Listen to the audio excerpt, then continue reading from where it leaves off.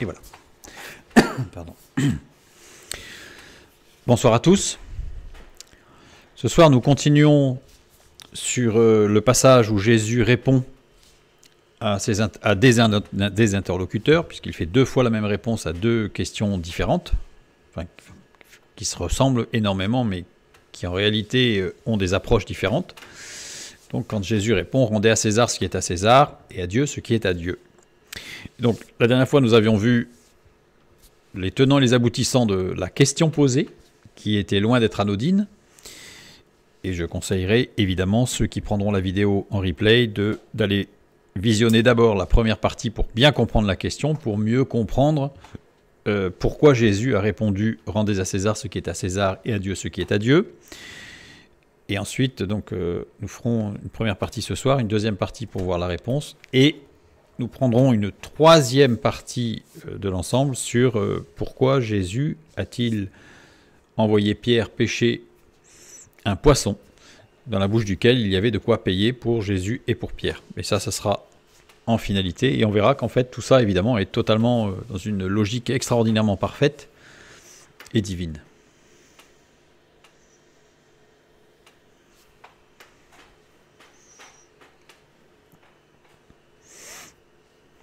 Et divine. Alors, je vous propose pour commencer de lire le texte dans Marc chapitre 12, les versets 13 à 17. Ils envoyèrent auprès de Jésus quelques-uns des pharisiens et des hérodiens afin de le surprendre par ses propres paroles. Et ils vinrent lui dire, « Maître, nous savons que tu es vrai et que tu ne t'inquiètes de personne, car tu ne regardes pas à l'apparence des hommes et tu enseignes la voie de Dieu selon la vérité. Est-il permis ou non de payer le tribut à César? Devons-nous payer ou ne pas payer ?» Jésus, connaissant leur hypocrisie, leur répondit, « Pourquoi me tentez-vous? Apportez-moi un denier afin que je le voie. » Ils en apportèrent un, et Jésus leur demanda, « De qui sont cette effigie et cette inscription? » « De César, lui répondirent-ils. Alors il leur dit, « Rendez à César ce qui est à César, et à Dieu ce qui est à Dieu. » Et ils furent à son égard dans l'étonnement. Alors, il y a un passage parallèle, ce que nous avions vu la dernière fois, dans Matthieu, au chapitre 22, où les pharisiens allèrent le consulter sur les moyens de surprendre Jésus par ses propres paroles, et on a le même contexte. Mais dans le livre dans l'évangile de Matthieu, il y a un petit mot en plus au début, qui est « alors les pharisiens allèrent se consulter ». Ce petit mot, toté en grec, qui désigne « dans ce cas, en raison de cela », ils envoyèrent auprès de Jésus. Les pharisiens allèrent se consulter sur les moyens de le surprendre. Donc ça veut dire qu'il s'est passé quelque chose avant qui a suscité cette question. Alors Marc ne rapporte pas ce qui s'est passé juste avant, il rapporte la question, mais avec suffisamment de précision pour qu'on comprenne un peu les raisons profondes de la question, mais Matthieu va plus loin, puisqu'il nous amène à regarder à ce qui s'est passé avant. La question des pharisiens et des hérodiens a été initiée par un événement juste précédent. Et quel est l'événement juste précédent? La parabole du roi qui fit des noces pour son fils. C'est-à-dire que la parabole que Jésus donne amène les pharisiens à poser cette question, et les hérodiens. Alors, elle n'est pas rapportée par Marc, la parabole justement des noces du roi qui fait des noces ou qu'on appelle aussi la parabole des invités. Et donc c'est pour ça que ne la rapportant pas, il ne peut pas donner le lien de cause à effet en disant « alors », évidemment.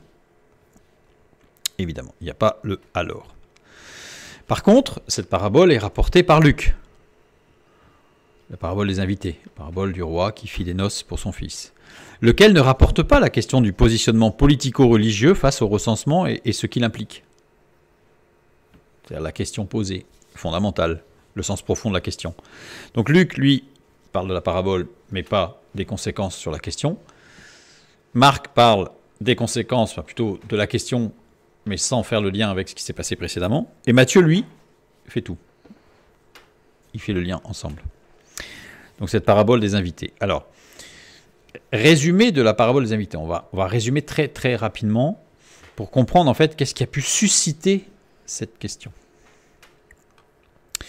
Alors je renvoie vers l'étude sur la parabole des invités, justement, pour avoir tout le détail du pourquoi, du comment, et d'aller même encore plus loin que ce que nous allons voir juste là, vraiment très très rapidement en résumé.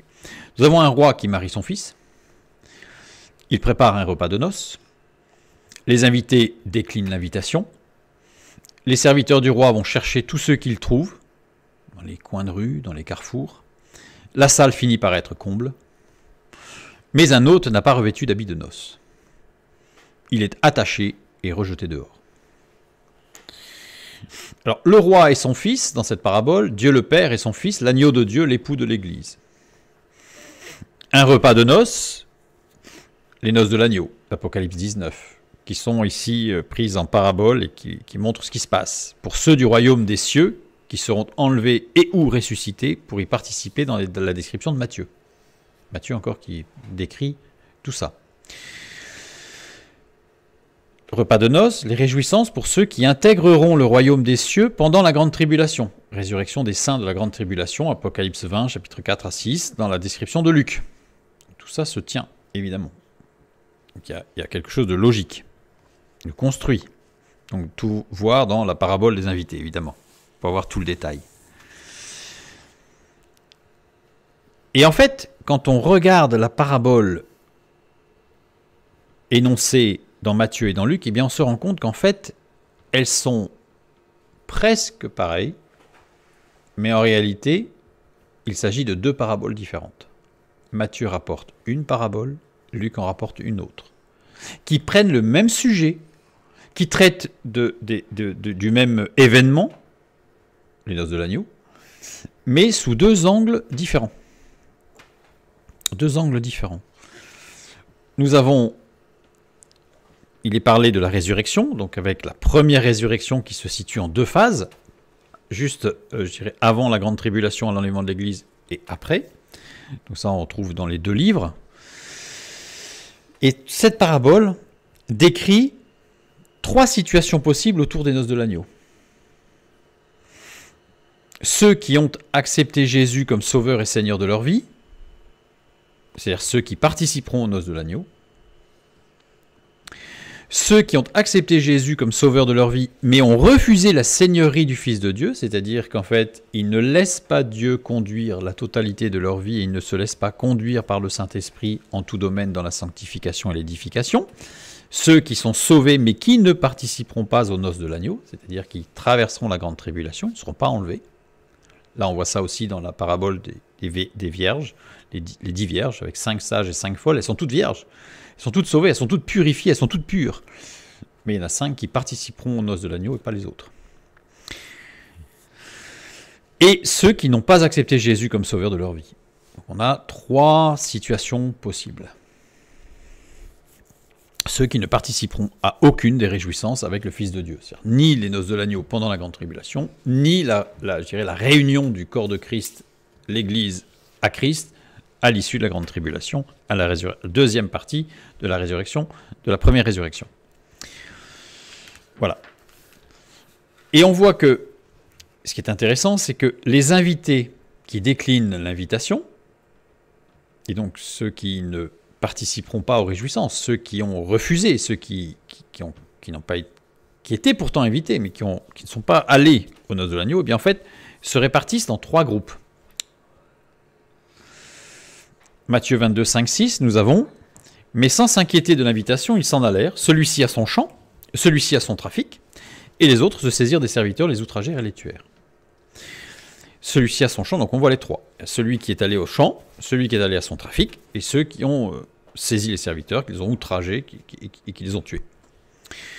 Alors, on va regarder ça d'un peu plus près, pour comprendre ce qui se passe.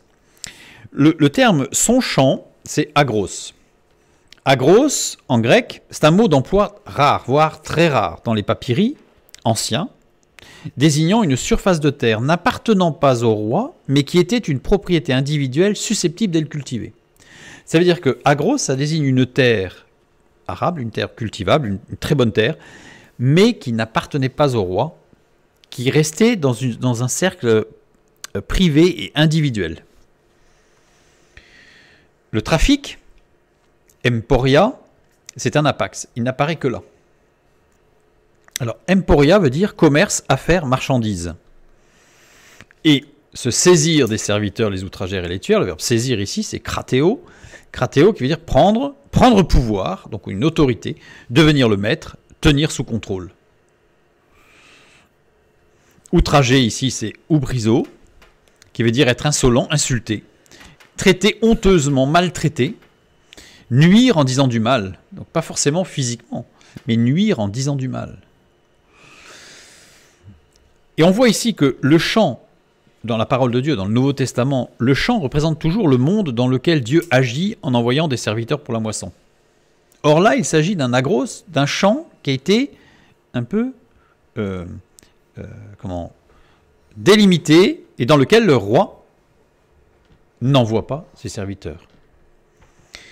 Il s'agit ici de personnes qui ferment l'accès au royaume des cieux et qui gardent la main sur ceux qu'ils tiennent dans leurs mains. C'est un champ qui a été fermé. Donc ceux qui sont dans le champ, en fait, ils n'ont pas accès à l'action du roi. Matthieu 23, 13. Malheur à vous, scribes et pharisiens hypocrites, parce que vous fermez aux hommes le royaume des cieux, vous n'y entrez pas vous-même et vous n'y laissez pas entrer ceux qui veulent entrer. Donc on voit qu'en fait, ici, la description concerne précisément les pharisiens. Les pharisiens. Ici, on voit que de l'autre côté, celui-là a son trafic. Le mot trafic, commerce, affaires, marchandises, ce sont les publicains, c'est-à-dire tout ce qui est, j'emploie un terme anachronique évidemment, mais business. Ceux qui font des affaires, ceux qui gagnent beaucoup d'argent dans les affaires et qui gèrent les affaires. Donc ici. Et puis ceux qui se saisirent et tuèrent, les serviteurs, eh bien en fait on a une description ici des méthodes utilisées par les personnes de pouvoir pour faire taire les opposants. C'est-à-dire on marque d'autorité, on tient sous contrôle par autorité, on est insultant, on traite honteusement ceux qui sont opposés au pouvoir, et on nuit en disant du mal. Des choses qui sont soit partiellement vraies, donc on oublie évidemment une partie, ce qui fait que ça devient quelque chose d'extrêmement destructeur, soit carrément faux. L'objectif étant de nuire et de tuer, c'est-à-dire de faire taire. Et donc, il s'agit ici de personnes qui usent de force et de diffamation pour éliminer des personnes gênantes. Ce qui est intéressant de voir, c'est que le mot kratéo est employé dans Matthieu 14, 3, quand il est dit « Car Hérode, qui avait fait arrêter Jean, l'avait lié et mis en prison à cause d'Hérodias, femme de Philippe, son frère. » Donc on a en fait ce terme qui ramène directement à une action d'Hérode. Et regardez, c'est dans Matthieu 14, nous sommes dans Matthieu 22. Ça veut dire que ça a été fait avant.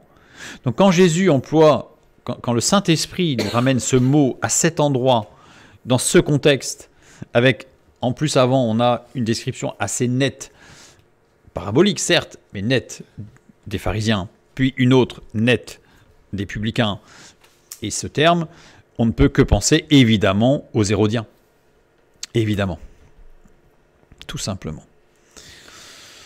Donc on voit qu'en fait, Jésus donne une parabole dans laquelle il dit qu'il y a 3 catégories, en fait, quelque part, de personnes. C'est-à-dire ceux qui, par une sorte d'orgueil spirituel ou diverses raisons, en tout cas, mais ferment la porte des cieux, le royaume des cieux, aux autres. Donc une sorte d'abus spirituel, d'abus de pouvoir spirituel. Il y a ceux qui, pour des raisons économiques, courent après le business, l'argent, ou pas forcément l'argent, mais en tout cas la reconnaissance, etc. Enfin, tout ce que peut impliquer le monde des affaires. Et puis il y a ceux qui usent de politiques violentes pour faire taire les opposants, etc. et qui en oublient la justice de Dieu. Voilà, donc Matthieu 22, 15 et 16, nous lisons « Alors les pharisiens allèrent se consulter sur les moyens de surprendre Jésus par ses propres paroles. Ils envoyèrent auprès de lui leurs disciples avec les Hérodiens qui dirent, etc. etc. » Et on a vu qu'il y avait un autre passage qui nous rapporte que les publicains aussi ont posé la question. Donc c'est-à-dire qu'on voit bien « alors », c'est-à-dire que là ils se sont sentis tout de suite visés, alors ils ont essayé de ramener Jésus à une comment on va dire, une dimension morale, éthique d'un point de vue politique. Et ils ont essayé de ramener le religieux dans le politique. Et bien entendu, Jésus ne s'est pas laissé prendre. On l'a vu la dernière fois par la première réponse qu'il a faite, c'est-à-dire une question lui-même pour le denier de qui est-il l'effigie, etc. Donc on a vu qu'il a fait le jeu du miroir et qu'il les a amenés face à leurs propres responsabilités et surtout à leurs propres erreurs de compréhension des choses. Évidemment, Jésus est puissant et parfait. Revenons donc à notre texte, maintenant qu'on a vu le contexte. On a vu que tout ça, ça s'enchaîne parfaitement, bien sûr, avec tous les évangiles, etc. Nous arrivons donc au verset 17 avec cette réponse de Jésus.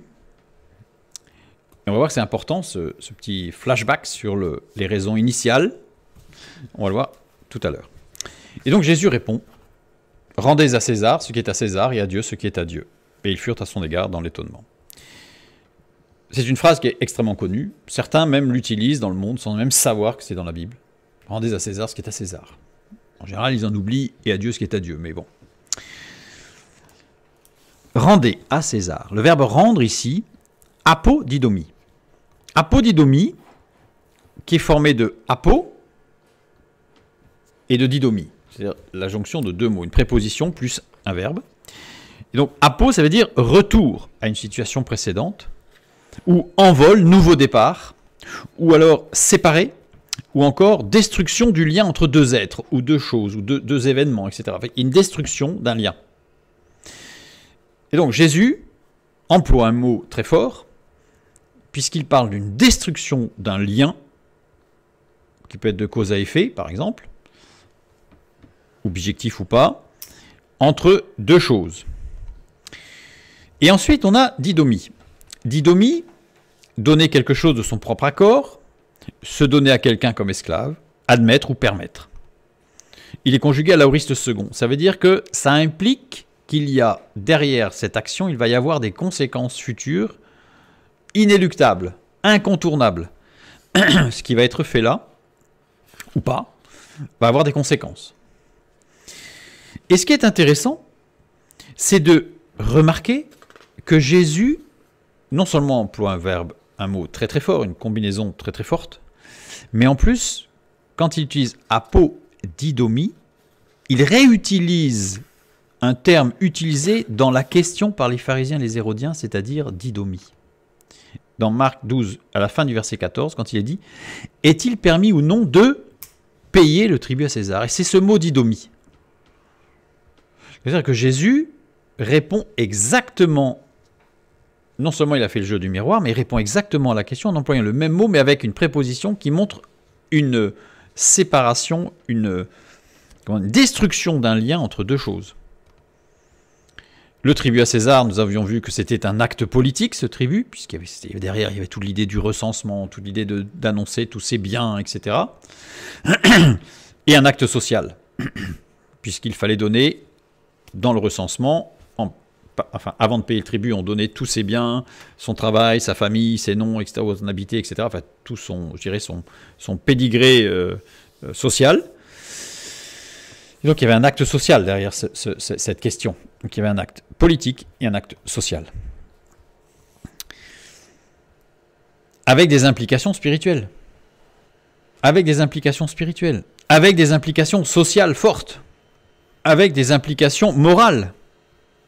Avec des implications éthiques.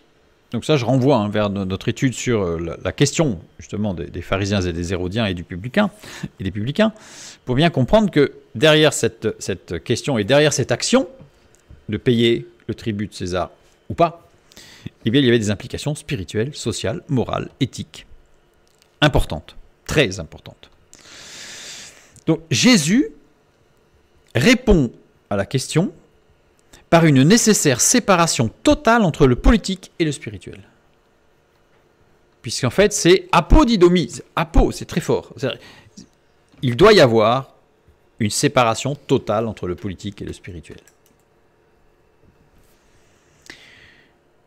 Le politique, quand je parle du politique, je parle du politique Alors, je parle du politique, je ne parle pas de la politique, je parle du politique. D'ailleurs, c'est bien entre le politique et le spirituel, ce n'est pas la politique.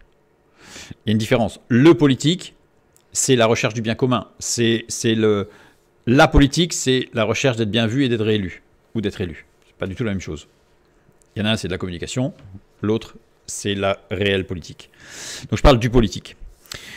Le politique a des implications spirituelles, sociales, morales, éthiques. Inévitablement, inéluctablement. Donc je me situe dans ce cadre-là. Et Jésus se place dans ce cadre-là, on l'a vu par rapport à la question posée, puisque c'est dans ce cadre-là qu'on l'a mis. Les pharisiens et les hérodiens. Et les publicains. Définition de la laïcité, n'est-ce pas? En fait, si on parle de la séparation du politique et du spirituel, c'est bien la séparation de l'Église et de l'État. Donc en fait, Jésus, là, est en train de nous parler de laïcité, non? Donc nous allons, forcément avec beaucoup d'intérêt par rapport à notre contexte d'aujourd'hui, regarder qu'est-ce que Jésus a véritablement dit dans cette réponse. Parce que ça semble fondamental. Jésus aurait-il prôné la laïcité? Question. Voilà. Jésus préconise la laïcité? Bizarre. Certains vont me dire non, c'est pas bizarre, c'est normal, peu importe. Mais en tout cas, ça semble assez fort. Alors, avant de continuer, on va faire une petite mise au point sur le vocabulaire. Parce que quand on parle de laïcité, il va falloir qu'on soit d'accord sur ce qu'on entend par laïcité. Parce que si j'emploie le mot laïcité avec un sens, et que vous avez un sens pour le mot laïcité qui n'est pas le même, on va forcément ne pas s'accorder sur ce qui va être dit. Donc on va faire une petite mise au point sur le vocabulaire. La laïcité, c'est un terme que la politique a aujourd'hui emprunté à la théologie chrétienne catholique. C'est-à-dire que la laïcité, c'est un mot qui au départ était dans la théologie chrétienne catholique. C'est-à-dire que nous avions le laïc, qui était celui qui n'était pas un clerc. Le laïc, c'était celui qui n'était pas un clerc. Le laïc vient du mot grec laos, qui veut dire peuple. Donc le peuple. Le clerc, c'est un membre de l'Église, et l'Église, elle, forme, dans la théologie catholique, un peuple à part entière, séparé des autres peuples. C'est-à-dire que les clercs, dans la théologie chrétienne catholique, les clercs sont des personnes qui ne font pas partie du peuple. Ils font partie d'un peuple séparé, complètement mis à part. C'est ce qui a engendré, c'est le ferment, d'ailleurs cette théologie-là, c'est le ferment de l'hérésie de la théologie de remplacement, où on dit qu'en fait, l'Église est le nouveau peuple d'Israël, qui lui-même était un peuple mis à part. C'est de là qu'est parti, enfin c'est le ferment, c'est pas de là forcément exclusivement, mais c'est un véritable ferment de cette hérésie de la théologie de remplacement. Et parfois, on met la laïcité en relation avec le séculier. Laïcité, le séculier. Qu'est-ce que le séculier? Le séculier, c'est un terme qui se définit par rapport à la théologie chrétienne encore. Plus générale, celle-là. Le séculier, est ce qui est temporel, en opposition à ce qui est spirituel. Séculier, c'est ce qui s'oppose au spirituel dans le temporel. Alors quand je dis s'oppose, ça ne veut pas forcément dire que c'est la guerre, mais ce sont deux domaines différents. Quand on parle maintenant de laïcisation, qu'est-ce qu'on entend par la laïcisation? Eh bien, on entend un processus qui concerne les institutions et le droit. Quand on parle de sécularisation, on entend un processus qui concerne la culture et les valeurs. Ce n'est pas du tout la même chose. Donc on ne compare, on peut pas dire que les deux sont la même chose. Ils interviennent en tout cas dans deux domaines différents. Là, j'ai donné la définition en sciences sociales. Hein. C'est la définition des sciences sociales. Pour Max Weber, l'histoire de la modernité est l'histoire du désenchantement du monde, du recul du surnaturel et du magique au bénéfice du rationnel. C'est une citation. Max Weber étant justement dans les sciences sociales un des fondateurs. Donc la modernité, en fait, c'est la laïcisation et la sécularisation, lesquelles proviennent du désenchantement du monde face, entre guillemets et sous-entendu, aux promesses surnaturelles de la religion, et en particulier du christianisme. Je ne vais pas m'étendre là-dessus, parce que ce serait très intéressant de voir les pourquoi et les tenants et les aboutissants, une fois de plus, mais c'est vraiment pour bien présenter de quoi on parle quand on parle de laïcité et ou de laïcisation et de sécularisation. Donc, la sécularisation implique une différenciation institutionnelle qui assigne une fonction à chaque institution sans nécessité de laïcisation. La sécularisation n'implique pas forcément une laïcisation. L'Église ne remplit, pour la sécularisation, l'Église ne remplit plus qu'une fonction cultuelle et non plus sociale et éducative. C'est-à-dire que avant, l'Église avait une fonction sociale et éducative, et la sécularisation amène l'Église non pas à ne pas exister, mais la sécularisation dit l'Église, sa fonction est cultuelle, et les fonctions sociales et éducatives sont des fonctions désormais remplies par l'État. Ça, c'est la sécularisation, ce n'est pas la laïcisation, puisqu'on est dans le domaine de la culture et des valeurs. Même l'éducation, ça fait partie des cultures et des valeurs. Plutôt l'instruction que l'éducation. Donc la laïcité n'est pas associée, attention, la laïcité n'est pas à associer au laïcisme. Le laïcisme, c'est une idéologie militante marquée par l'anticléricalisme et l'athéisme. Ce sont deux choses complètement différentes, qui malheureusement aujourd'hui, on ne fait plus vraiment la différence. Et quand on parle de laïcité, parfois on ne devrait pas parler de laïcité, on parle de laïcisme. Et parfois quand on parle de laïcisme, de gens qui sont militants et marqués véritablement par l'athéisme, on emploie le mot laïcité. Donc il faut vraiment être très clair, avoir des définitions claires pour qu'on puisse parler clairement. La laïcité, c'est un principe de recherche de neutralité à l'égard des religions. C'est-à-dire que la laïcité, elle est à l'état normal, comme j'allais dire à l'état pur, telle qu'elle doit être et qu'elle est fondamentalement, je dirais, définie, c'est qu'elle poursuit la recherche de la neutralité à l'égard des religions. Résulte d'une double rupture, on va le voir tout à l'heure, et quand on parle de neutralité des religions, ça veut dire que la séparation institutionnelle des églises et de l'État dans l'ordre du pouvoir. Donc double rupture. Alors, cette séparation n'est pas le résultat d'un contrat entre les églises et l'État, mais d'un acte unilatéral des pouvoirs publics. C'est-à-dire que ce n'est pas un commun accord. C'est-à-dire que la laïcité, c'est l'État qui dit, voilà, je définis les limites, l'Église, c'est de l'ordre du cultuel, l'État, c'est tout ce qui est social et éducatif. Il n'y a pas de contrat, c'est comme ça. Établissement de la prééminence de l'État sur la société civile et de sa neutralité par rapport à la religion. Ça, c'est de la laïcité. L'État reconnaît la liberté de conscience, de religion et de culte. C'est la laïcité, ça. S'il n'y a pas ça, c'est du laïcisme. Ce n'est plus de la laïcité. Et que si vous écoutez ce qui se passe autour, vous allez voir que très souvent, il y a une confusion là dans les termes. Résultat d'une double rupture, je disais, la laïcité. L'État annule tout pouvoir politique des églises. Alors, ça ne s'est pas fait du jour au lendemain, hein. Mais l'État annule tout pouvoir politique des églises. L'État se refuse à tout pouvoir sur les églises. Ça, c'est la laïcité.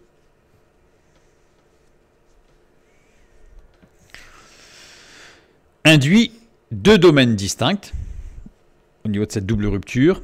Un domaine public neutre, c'est-à-dire que le domaine public doit être neutre, et un domaine privé où peut s'exercer le choix religieux. Le culte relève désormais du privé et il est pris en charge par des associations d'individus. C'est-à-dire que ce n'est plus l'État qui doit prendre en charge les ecclésiastiques, le culte.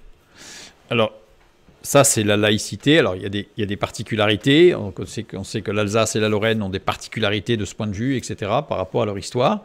Mais ça, on regardera ça plutôt la prochaine fois, parce que ça sera intéressant de voir, en fait, les implications de la laïcité par rapport aux paroles de Jésus. Je finis. La laïcité, donc, thème de la séparation de l'Église et de l'État, ce que nous avons vu, en France, au début du XXe siècle. Vous savez, le mot laïque, le mot laïcité, est un mot qui, dans certaines langues, est très difficile à traduire, voire impossible. Parce que ça n'a pas de notion dans certaines langues, dans certaines cultures. C'est, je dirais, typiquement français. Aux États-Unis ou en Angleterre, etc., Dieu, la Bible font partie de la Constitution et c'est typiquement français cette volonté de véritablement scinder ce qui est du politique et ce qui est du spirituel, du temporel spirituel. Et là, je parle déjà là de sécularité. Bon, on a en particulier la loi Combes de juillet 1907, retrait de l'obligation de l'État d'entretenir l'Église et de prêter son concours dans ses activités d'enseignement. C'est-à-dire que là, au niveau de l'enseignement, et là je ne dis pas de l'éducation, je parle de l'enseignement, l'État se désengage du soutien à l'Église. Entraîna la réorganisation de l'enseignement confessionnel par le clergé séculier et l'ouverture de nombreuses écoles privées encadrées par du personnel laïque ou séculier. Donc il y a eu des aménagements en fait par rapport à cela. Propagande, alors ce retrait en fait, cette séparation dans l'éducation entre l'ecclésiastique, enfin le religieux, le privé du religieux, le domaine religieux, l'Église et le public, le laïque, a été largement utilisé pour servir de propagande en fait. Et cette propagande a été assurée par les médias, puis le cinéma, parce que c'est très ancien, hein, en utilisant systématiquement l'idée de l'affrontement du curé et de l'instituteur. Ce qui n'était pas systématiquement le cas. Mais ça a été largement utilisé. Et là, on n'est plus dans la laïcité, on est dans le laïcisme. Puisqu'on n'est pas forcément, il n'y a pas eu d'affrontement systématique. Évidemment, il y en a eu, mais il n'y en a pas eu systématiquement. Avec un porteur qui était au cinéma, tous ceux qui ont suivi tout cela, même de loin, ont toujours cette image, quand on parle de curé qui affronte l'instituteur, eh bien, c'est Fernandel avec Don Camillo, par exemple. Donc c'est un peu léger ce que je dis par rapport à ce soir, mais pour montrer qu'il y a eu toute une propagande pendant des dizaines et des dizaines d'années sur le nécessaire affrontement entre, grosso modo, le curé et l'instituteur. Et qui est resté marqué encore aujourd'hui. Mais là, on est dans le laïcisme. Promotrice, cette propagande, du laïcisme, dont on a parlé tout à l'heure. Et non pas de laïcité. Alors, la laïcité, c'est quoi? C'est l'apologie de la raison. La laïcité est le support de ceux qui prônent que l'on peut gouverner les peuples et sa propre conduite avec le seul secours de la raison. Ça, c'est la laïcité. Date de naissance de la laïcité. À votre avis, la laïcité est née quand? L'idée, pas le mot, l'idée de laïcité est née quand? Siècle des Lumières, en 1715, c'est-à-dire un peu avant. Enfin, disons qu'au tout début, puisqu'en fait c'est l'acte de naissance, on va voir, c'est l'acte de naissance du siècle des Lumières. Première fois qu'une théorie sociétale est présentée en faisant fi de Dieu. C'est-à-dire qu'il y a une théorie sociétale qui a été écrite, je l'ai mise ici, c'est un peu après, où Dieu n'apparaît jamais. C'est la première fois dans l'histoire de l'humanité qu'on a une théorie sociétale de la société, de la structure de la société qui existe, qui a été établie, qui est envisagée, et Dieu n'existe pas. C'est la première fois en 1715. Alors pour resituer, c'est l'année de la mort de Louis XIV, qui basait son règne sur un roi, une loi, une foi. Alors, évidemment, cette théorie sociétale, elle n'est pas sortie comme ça, du chapeau. C'est l'aboutissement de l'humanisme de la Renaissance, aboutissement de l'exaltation des découvertes scientifiques et culturelles, prémisse du rationalisme et de l'empirisme, inauguration du siècle des Lumières. Là, je renvoie vers nos études, les 3 études sur la philosophie face à la Bible, partie 1, partie 2, partie 3, où on avait vraiment regardé ça de près et on voit que vraiment c'est la conclusion de tout ce mouvement philosophique qui s'est fait en rapport ou contre, surtout contre, la Bible.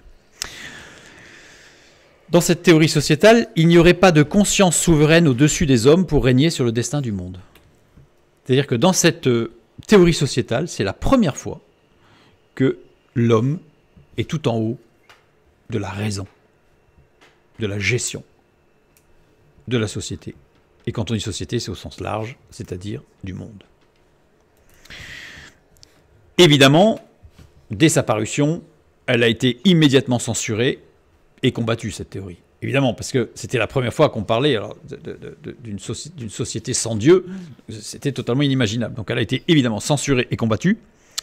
Mais l'idée de l'indépendance de l'homme est semée. C'est-à-dire que, voilà, l'idée est semée. D'ailleurs, on dit que 1715, c'est l'année de naissance, non pas de la laïcité, mais du siècle des Lumières. Voilà. Plusieurs ont tenu Dieu à distance de la société humaine avant cette date. C'est-à-dire que Dieu avait déjà été mis un petit peu au placard. Mais on ne l'avait pas effacé. On ne l'avait pas évincé complètement. Mais pour tous, Dieu est dans la nature, présent, mais tenu à l'écart. C'est-à-dire que tous les grands penseurs, comme Spinoza par exemple, et d'autres, Dieu, on ne pouvait pas faire fi de Dieu. On voyait bien, la nature, elle est équilibrée, elle est belle, elle est structurée, elle est magnifique. Il y a forcément quelque chose derrière, mais c'est Dieu. Mais Dieu, il est relégué à la gestion de la nature, pas de l'humanité. L'homme est autosuffisant. Pour tous, il n'est pas possible de concevoir une vie collective sans l'évocation de Dieu, au moins comme démiurge. Démiurge, ça veut dire que c'est celui qui crée, mais c'est tout. C'est déjà pas mal. Il a créé, mais ça ne va pas plus loin. Donc ça, c'est 1715, on fait fi de Dieu. Première fois dans l'histoire. Et le texte, c'est Utopie de Thomas Morus. Acte de naissance du siècle des Lumières, on dit que le siècle des Lumières, c'est 1715-1789, ça finit par la Révolution française, et du règne de la pensée de ces philosophes du XVIIIe siècle, de tous les philosophes du XVIIIe siècle. Alors, quand on parle de l'idée de l'indépendance de l'homme qui est semée, les historiens de la pensée s'accordent pour dire que la semence vient de Isaac Newton. Alors, on me dit, oui, mais il était chrétien, Isaac Newton. Alors bon, d'abord, il était chrétien avec des idées un peu spéciales, c'est-à-dire que c'était assez extrême et c'était assez sectaire. Mais peu importe, il avait la foi en Dieu. Mais tous les historiens de la pensée sont tous d'accord pour dire que c'est Isaac Newton qui a vraiment été le déclencheur d'une telle théorie. Alors Isaac Newton, 1642-1727. Alors pourquoi Isaac Newton serait-il l'investigateur de l'exclusion de Dieu de la pensée? Pourquoi? Depuis le déluge, le ciel est le reflet du mystère de l'infini. Pourquoi depuis le déluge? Parce qu'avant le déluge, le ciel n'était pas accessible par une voûte céleste, etc. Je renvoie à l'étude sur le déluge. Genèse 11, nous lisons « Les hommes veulent construire un édifice touchant le ciel ». Ça, c'est après le déluge. Genèse 15, Dieu invite Abraham à tourner les regards vers le ciel pour y voir l'infinitude divine. C'est extraordinaire. Donc, voir les constructions mégalithiques de la Bible, partie 1, où là, tout ça, c'est bien développé. Quand je parle du mystère de l'infini, l'infini, c'est il y a une quantité insaisissable d'étoiles. Il suffit qu'on regarde le ciel une nuit claire et étoilée, on sait que c'est infini, c'est énorme. Il y en a qui brillent plus, moins, enfin, il y a une quantité extraordinaire. On touche à l'infini. Quand je parle de mystère, c'est qu'il y a une régularité prodigieuse des cycles célestes. C'est-à-dire que il suffit qu'on observe l'astronomie et on se rend compte qu'il y a une régularité de ces milliards de points qui brillent qui nous dépassent. Donc il y a indubitablement un grand horloger dans l'univers. C'est-à-dire que même si on considère que Dieu n'est pas directement impliqué dans la vie humaine, puisqu'on est suffisamment orgueilleux pour dire que l'homme est autosuffisant, indubitablement, il suffit de regarder le ciel pour voir que cette horloge extraordinaire qui est d'une régularité inimaginable, malgré la complexité de ce qu'il peut y avoir, et nécessite forcément un technicien derrière tout ça. Galilée a écrit « Dieu est mathématicien. Parce que tout est géré par des lois mathématiques, tout est logique. Donc Galilée a écrit « Dieu est mathématicien ». Dans Il Saggiatore, donc l'essayeur, publié en 1623, en réponse au traité sur les comètes du jésuite mathématicien Orazio Grassi, pour ridiculiser ce dernier. C'est-à-dire que pour ridiculiser quelqu'un d'ailleurs qui disait des choses tout à fait justes, parce que Galilée s'était complètement trompé, puisqu'il disait qu'en fait les étoiles n'étaient que des effets, des objets lumineux qui se déplaçaient. Enfin, il était complètement à côté. Mais en tout cas, pour ridiculiser, il dit que, mais de toute façon, Dieu est mathématicien. Dieu est logique. Pour Galilée, les régularités stupéfiantes de la nature ne pouvaient s'expliquer par une nature constante des objets, mais par des lois intellectuelles immuables. C'est-à-dire qu'il disait, c'est pas parce qu'il y a un objet qui bouge pas, c'est pas l'objet qui bouge pas, c'est qu'il y a des lois qui ne bougent pas, qui montaient d'un niveau. Donc pour lui, pour Galilée, Dieu est mathématicien. Galilée, considérant que les comètes n'étaient que des phénomènes météorologiques mettant en jeu des rayons lumineux. Donc il n'avait pas compris que c'était qu'une comète. Et si la création divine est régie par des lois physiques, alors notre comportement doit pouvoir se régir aussi par des lois déterministes. Ça, c'est la logique de Galilée. Newton, lui, apporta la preuve de ce que Galilée avait imaginé. Les mouvements célestes se calculent à partir d'une formule extrêmement simple. F égale G, le produit des masses divisé par la distance au carré. Quelque chose de très simple. Une formule qui, peut paraître un peu compliquée, mais dans son application par rapport à l'infini et au mystère de la régularité de l'univers, en fait, est quand même très très simple. Alors il n'est pas le seul, il a utilisé les lois de Kepler, etc. Bon, je ne vais pas rentrer dans les détails scientifiques, mais c'est Newton qui, le premier, a donné cette preuve par des calculs mathématiques en résolvant la problématique des trajectoires des planètes qui sont des ellipses par des calculs mathématiques qui à l'époque étaient puissants. Pour l'époque. Alors, ici, formule également, comme vous savez, on est en train d'étudier, rendons à César ce qui est à César. Donc, il faut rendre que cette formule était également découverte par le trio Robert Hooke, Christopher Wren et Edmond Halley, donc, qui a donné son nom à la comète de Halley. Donc, d'autres scientifiques qui ont découvert en même temps que Isaac Newton, en fait, de façon concomitante, ou par les informations des uns et des autres qui ont fait que ça a stimulé les uns et les autres, peu importe. En tout cas, ça s'est fait en même temps. On a retenu surtout le nom d'Isaac Newton, mais il n'était pas tout seul. Et tous les mouvements de l'univers peuvent se mettre en équation. Tout est OUS. Tous les mouvements de l'univers peuvent se mettre en équation. C'est-à-dire qu'à partir de là, eh bien, on prend conscience que tout ce qui est visible, c'est pas une force surnaturelle. Et des lois mathématiques. Et tout peut se calculer. C'est le début. Mais alors, Dieu qui était relégué au rang de démiurge, c'est-à-dire celui qui était un peu loin, mais qui, c'est lui qui gérait un peu le truc pour que ça reste en équilibre, finalement, il n'a plus besoin, puisqu'il y a des lois mathématiques. Donc du coup, Dieu, il n'est même plus au placard, il n'existe plus. Voilà un peu le cheminement scientifique. Newton, il écrivit un livre intitulé Principes mathématiques de la philosophie naturelle. Pas ça un peu bizarre comme titre? Un principe mathématique, les principes mathématiques de la philosophie naturelle. La première édition est parue en 1687, une deuxième édition avec correction en 1713, 2 ans avant l'utopie, qui gère cette théorie sociétale sans Dieu, et en 1726, qui servira de référence, et c'est l'édition de 1726 en général aujourd'hui qu'on garde comme référence par rapport à l'écrit de Isaac Newton. Et ceux qui vont parachever, parfaire cette semence de Newton, eh bien c'est Laplace et Condorcet. Pourquoi? On va regarder rapidement. Oula, c'est pas dans le bon ordre. Pierre-Simon de Laplace, 1749-1827, mathématicien, astronome, physicien et homme politique français. L'un des principaux scientifiques de la période napoléonienne, apportant des contributions fondamentales des différents champs des mathématiques, de l'astronomie et de la théorie des probabilités. Il a été l'un des scientifiques les plus influents de son temps, notamment par son affirmation du déterminisme. Il contribua de façon décisive à l'émergence de l'astronomie mathématique, reprenant et étendant le travail de ses prédécesseurs, et en particulier Isaac Newton, dans son traité de mécanique céleste 1799-1825. Ouvrage majeur en 5 volumes qui a transformé l'approche géométrique de la mécanique développée par Newton en une approche fondée sur l'analyse mathématique.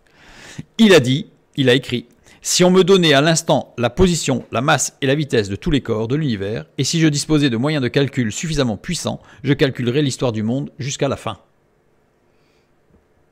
C'est la première fois dans l'histoire où on a pu dire ça, parce que jusqu'alors, la connaissance de l'avenir était strictement de l'ordre du divin.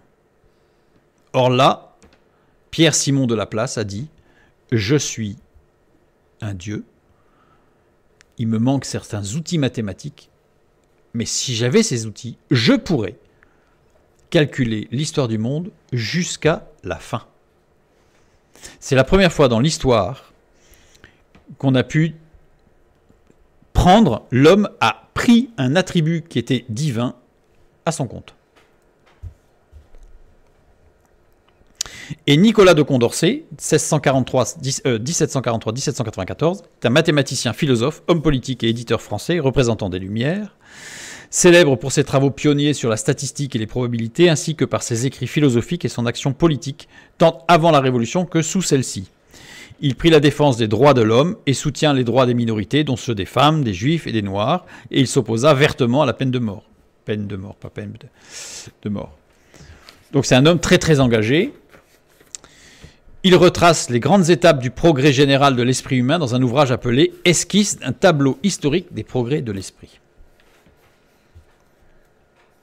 Ouvrage majeur de l'œuvre de Condorcet, publié de manière posthume en 1795, qui se veut retracer les grandes étapes du progrès général de l'esprit humain à travers l'histoire, les sciences, la morale et la politique. Et il dit, alors voilà ce qu'il présente, c'est qu'à la première étape, les hommes sont présentés comme très proches des bêtes, c'est des hommes qui sont vraiment très arriérés.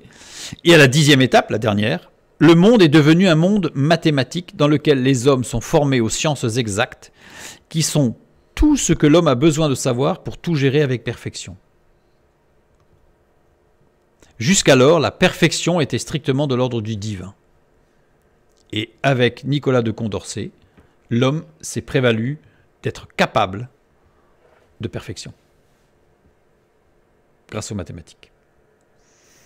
Donc on voit qu'il y a eu toute une évolution, certes, hein, mais on en est arrivé à expurger Dieu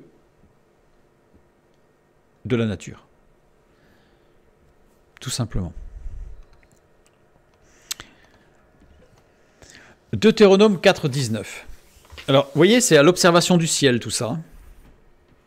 Et ça me renvoie, par rapport à la parole de Dieu, je dirais directement, à Deutéronome chapitre 4, le verset 19, quand Dieu dit « Veille sur ton âme, de peur que, levant tes yeux vers le ciel et voyant le soleil, la lune et les étoiles, toute l'armée des cieux, tu ne sois entraîné à te prosterner en leur présence et à leur rendre un culte. Ce sont des choses que l'Éternel ton Dieu a données en partage à tous les peuples, sous le ciel tout entier. » De peur que, peine, qui se traduit par de peur que, qui désigne aussi un angle, un coin. Côté saillant du dirigeant, c'est la force de celui qui dirige. Et la racine biconsonantique, enfin triconsonantique parce que le P est avec un dagash, un point. Tout ce qui frappe, étonne, effraie. Idée de conversion, d'observation pour prendre en compte. L'action de faire tourner la face en disant « gare, non, ne pas, de peur que ». Désigne une peur issue d'une intimidation qui détourne et fait changer de position. Donc il y aurait eu une intimidation en levant les yeux au ciel. La parole de Dieu nous dit que Dieu a donné ces choses en partage à tous les peuples. L'observation du ciel est accessible à tous les hommes, de tous les temps, en tout lieu. Il n'y a pas besoin d'être un scientifique ou pas, tout le monde pouvait observer le ciel, où qu'il soit. Nous lisons dans Genèse 1,14. Dieu dit qu'il y ait des luminaires dans l'étendue du ciel pour séparer le jour d'avec la nuit, que ce soit des signes pour marquer les époques, les jours et les années. Le mot, alors je vais remettre les choses dans l'ordre, c'est-à-dire que sans rentrer dans le détail, je renvoie vers l'étude sur la création. Voilà. Dieu dit qu'il y ait des luminaires dans l'étendue du ciel pour séparer le jour d'avec la nuit, que ce soit des signes des époques, des jours et des années. Il n'y a pas écrit pour marquer. Dans la traduction, il y a écrit pour marquer les époques, les jours et les années, mais il n'y a pas écrit pour marquer. Donc ce soit des signes, des époques, des jours et des années. Signe, ovd. Ovd, c'est un mot qui renvoie vers Genèse 4,15. Quand il est dit, l'Éternel lui dit, si quelqu'un tuait Caïn, Caïn serait vengé cette fois. Et l'Éternel mit un signe sur Caïn pour que quiconque le trouverait ne le tuât point. C'est le même mot, ovd. Un élément de protection. C'est-à-dire que littéralement, Dieu dit qu'il y ait des luminaires dans l'étendue du ciel pour séparer le jour d'avec la nuit, que ce soit des signes, des époques, des jours et des années.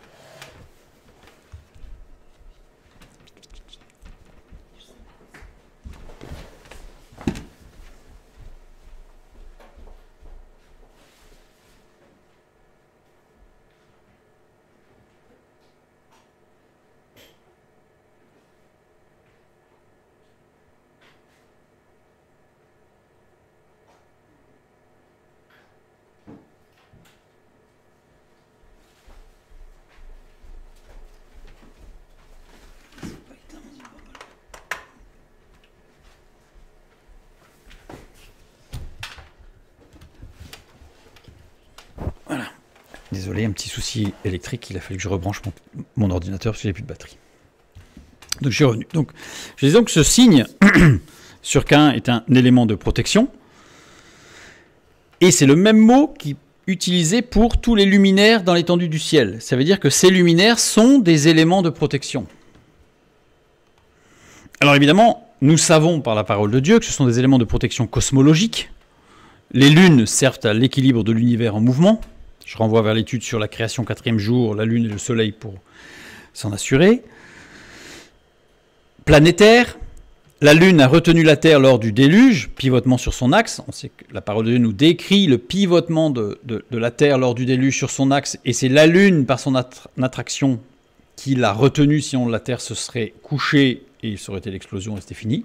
Donc c'est une protection de plus. D'autres passages nous montrent que la Lune a protégé la Terre de pluie météorites, en fait, que c'est la Lune qui a fait écran et qui se les a pris, d'où les cratères, et c'est la Terre la Terre a été protégée, etc. Donc il y a eu un aspect de protection donc, sur le déluge. Le fait que le ciel soit accessible à tous impose la considération d'une égalité de chaque homme, de chaque femme devant l'infini et la régularité des cycles donnés par le ciel. C'est-à-dire que, aussi loin que l'on puisse remonter, et dans toutes les cultures que l'on puisse toucher, on voit que le ciel a toujours été un objet de fascination et un élément de considération de la petitesse de l'homme dans l'univers. Toujours. Et ceci pour tous les hommes. Qu'ils soient rois ou bergers, qu'ils soient esclaves ou libres, c'était pour tous pareil. Donc c'était vraiment un élément de protection aussi au niveau intellectuel, social. Oui. Renvoyons maintenant sur le psaume 19, le verset 1. Au chef des chantres, psaume de David, les cieux racontent la gloire de Dieu et l'étendue manifeste l'œuvre de ses mains. Au chef des chantres, la Menatseach, qui veut dire littéralement vers la perfection, pour l'excellence. Ça ne veut pas dire au chef des chantres, ça veut dire vers la perfection, pour l'excellence. Donc à chaque fois où il y a un psaume avec écrit au chef des chantres, ça veut dire, c'est comme si Dieu nous disait, ce psaume, il est vers la perfection, pour l'excellence. Il ne s'agit pas d'une rubrique destinée au chef des chantres, c'est clair en hébreu littéralement. Il s'agit d'un appel adressé à celui qui parle, d'une invitation à emprunter un nouveau chemin. Un chemin qui mène vers la perfection. Un chemin qui guidera la marche pour l'excellence. C'est le psaume. Et ce sont des psaumes de David. David, c'est celui qui est aimé et qui aime, littéralement. Celui qui est aimé et qui aime. Il s'agit d'un appel adressé à celui qui parle. David. C'est-à-dire que littéralement, en fait, un chemin qui nous mène vers la perfection, un chemin qui guidera notre marche vers l'excellence. Ça, c'est le psaume. Et donc, Juste après ce message extraordinaire, nous avons « Les cieux racontent la gloire de Dieu et l'étendue manifeste l'œuvre de ses mains ».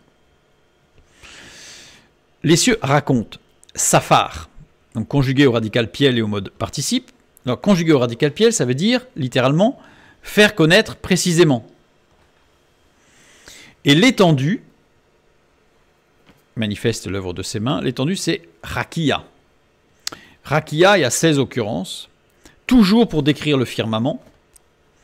Aucune utilisation qui permettrait de déterminer une fonction, une forme ou une consistance particulière. Jamais.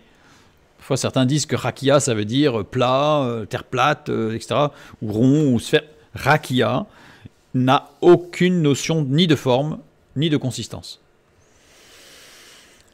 Les deux premières lettres définissent, donc ce noyau biconsonantique définit ce qui se raréfie, qui a peu de consistance.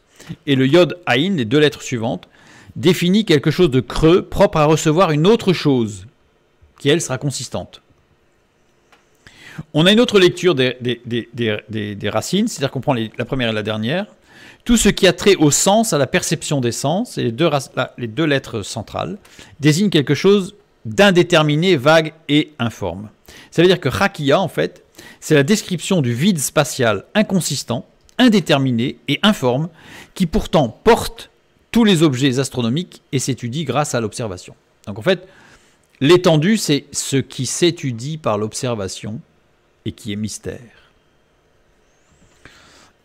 Alors, inconsistant, indéterminé et informe, on parle d'énergie du vide pour définir ce qui est observé malgré l'inconsistance de l'espace cosmologique. C'est-à-dire que, encore aujourd'hui, certains nous disent qu'il y a un énorme pourcentage de l'énergie de l'univers qu'en fait, on ne voit pas et qu'on ne maîtrise pas et qu'on ne connaît pas, et c'est ce qui fait que l'univers est. Certains l'appellent l'énergie noire. Noire parce que imperceptible. Donc ce cosmos, en réalité, cet univers observable que l'on peut essayer d'atteindre, qui s'étudie grâce à l'observation, en fait, manifeste l'œuvre de ses mains, nagad, permet de comprendre, littéralement, donner une explication, ou donne une explication, permettre de comprendre.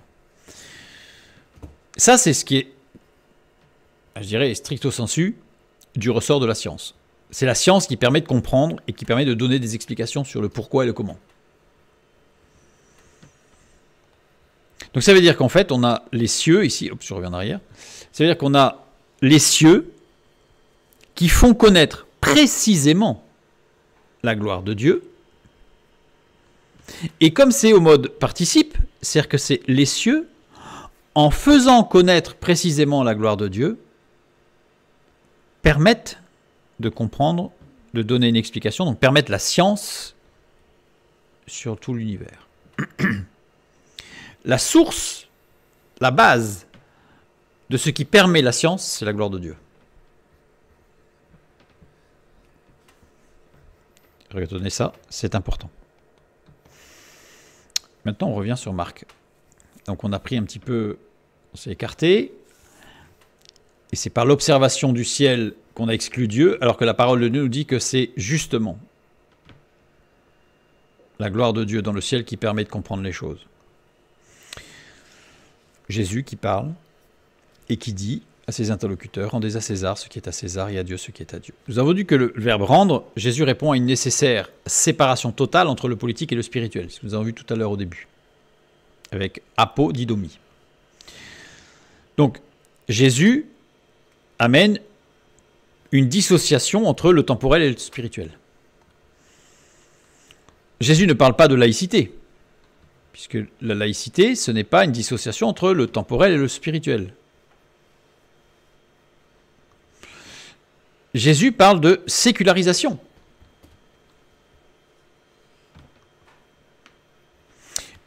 Continuons le texte pour voir s'il parle véritablement de sécularisation.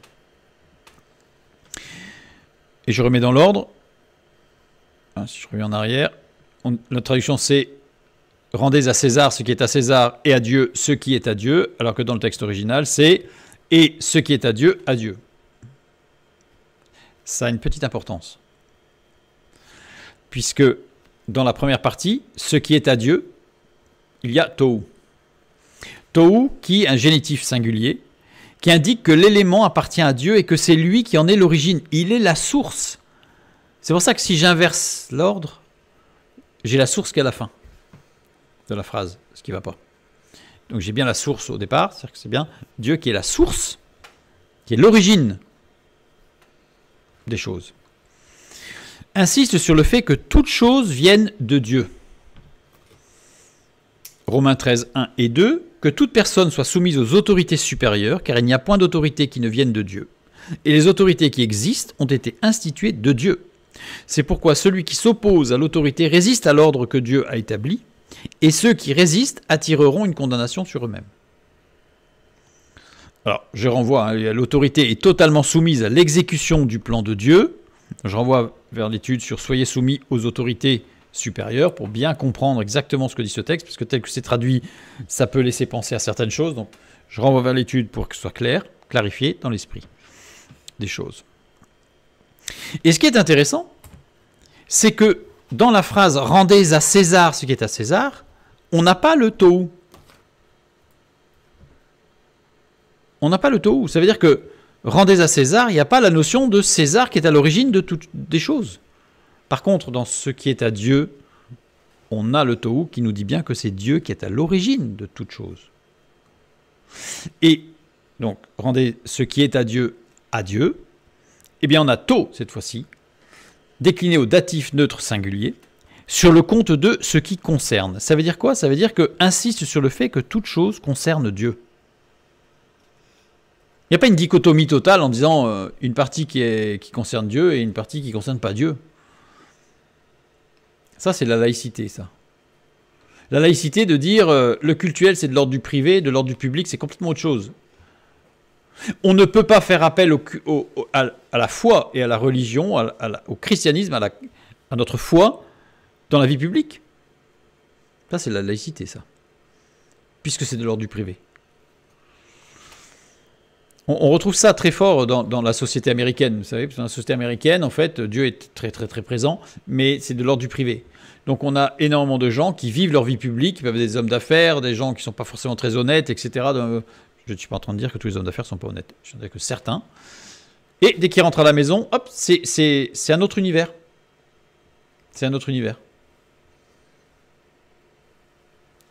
Pas du tout.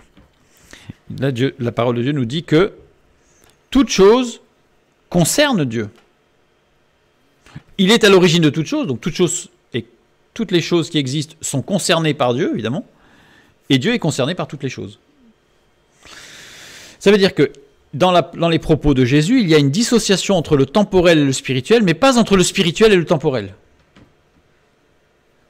C'est surprenant, n'est-ce pas? Ça veut dire que ça va dans un sens, mais pas dans l'autre. Ça veut dire qu'en réalité, ici, on ne parle absolument pas de sécularisation, parce que la sécularisation, rappelez-vous, c'est une autorité du temporel qui exclut le spirituel.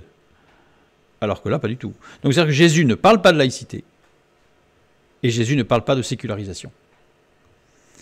Jésus ne parle ni de laïcité, ni de sécularisation. Jésus ne présente pas un concept sorti de la raison humaine. Or, dans toutes les analyses qui sont faites au niveau sociétal, c'est la raison humaine qui travaille. Sous-jacent, la laïcité, la sécularisation, le siècle des Lumières, Dieu, au départ démiurge, j'ai mis maintenant même expurgé, la nature n'est même plus là, Dieu n'est plus là. Ce qui va aboutir à des paroles de Nietzsche, qui va dire que Dieu est mort. Nietzsche, ce qu'il dit, c'est qu'il ne dit pas que Dieu n'a jamais existé. Il dit Dieu a existé, il a créé, et il est mort dans sa création. La création, on a expurgé la nature de Dieu. C'est la même conclusion. Dite de façon plus violente, mais c'est la même. Donc voilà, donc Jésus ne parle pas de laïcité ni de sécularisation. Tout comme la science, c'est ce que nous avons vu tout à l'heure, et en particulier au niveau de l'astronomie, mais pas uniquement. Tout comme la science est un outil que Dieu a donné pour amener à lui ou amener à le glorifier, c'est-à-dire amener à lui ceux qui ne l'ont pas rencontré ou amener à le glorifier ceux qui l'ont rencontré, la séparation entre le temporel et le politique et le spirituel doit amener à lui ou amener à le glorifier. il y a le même rapport. Il y a le même rapport. Tout comme la science sans Dieu amène à l'exclusion de Dieu, la laïcité et la sécularisation sans Dieu, comme cause de toute chose et comme but de toute chose, amènent à son exclusion à Dieu. Donc Jésus ne peut pas prôner ni la laïcité ni la sécularisation. Il avance quelque chose qui est totalement renversant. Il avance qu'il doit y avoir une dissociation entre le temporel et le spirituel, mais pas entre le spirituel et le temporel. Alors ça, vous allez me dire, c'est insaisissable. On va voir ça. Nous avons vu que dans Marc 12, 17, c'est une réponse de Jésus aux pharisiens, aux hérodiens, ainsi qu'aux publicains dans un autre moment. C'est ce que nous avons vu.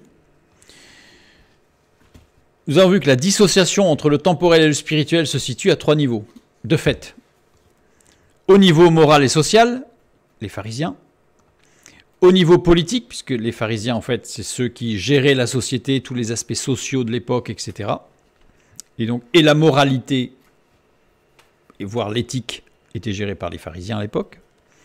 Les hérodiens, c'est la dissociation entre le temporel et le spirituel se fait au niveau politique, puisqu'il y a bien les hérodiens. Et elle se fait aussi au niveau économique, en rapport aux publicains. Et en ces 3 domaines, et ces 3 domaines sont totalement soumis à la volonté de Dieu dans son plan universel pour amener à lui les incroyants ou les rétrogrades, ou amener à le glorifier. Ça concerne ses enfants.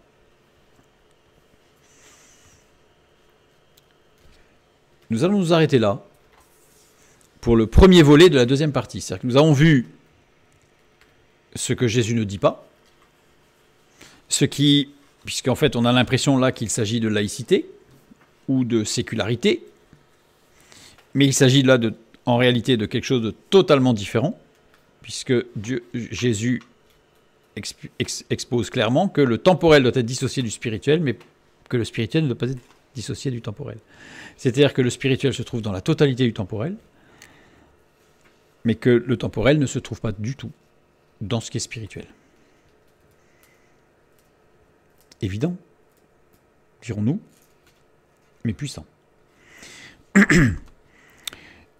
Le deuxième volet à venir, la semaine prochaine, nous parlerons de la laïcité sans Dieu qui mène à l'exclusion de Dieu et nous verrons comment est le piège. Et c'est ce deuxième volet que je voulais absolument aborder au regard de ce qui se passe aujourd'hui dans notre société, pour que nous puissions bien comprendre les pièges de ce qui est mis en avant dans la laïcité. Je ne parle pas du laïcisme, je parle de la laïcité.